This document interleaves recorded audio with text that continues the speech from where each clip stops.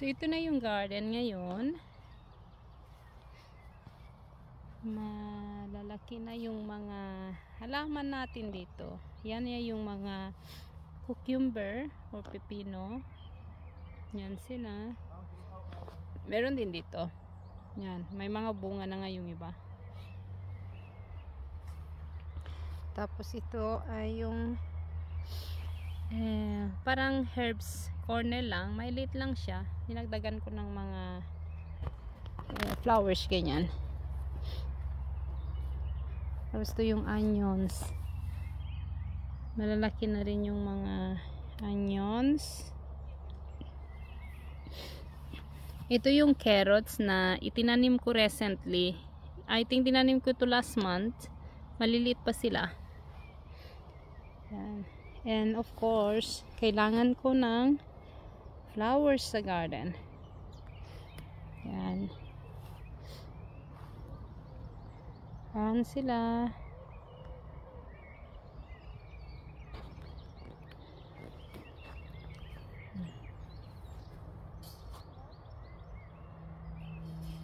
Ito ay mga kamatis. Namumunga na rin. Nag-start na mamunga yung mga kamatis. Yan. At ito, salad sa parsnip.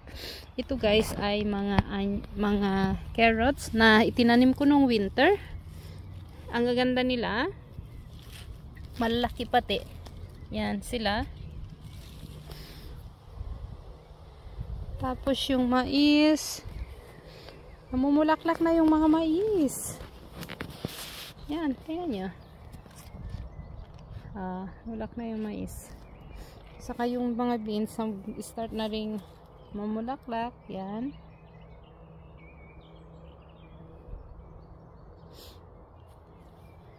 At yan. Ito ay mga potatoes. Tapos yan ay kalabasa. Namumulaklak na rin yung mga kalabasa.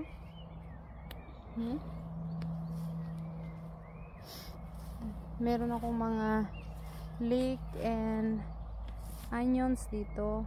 Tapos yan ay cabbage.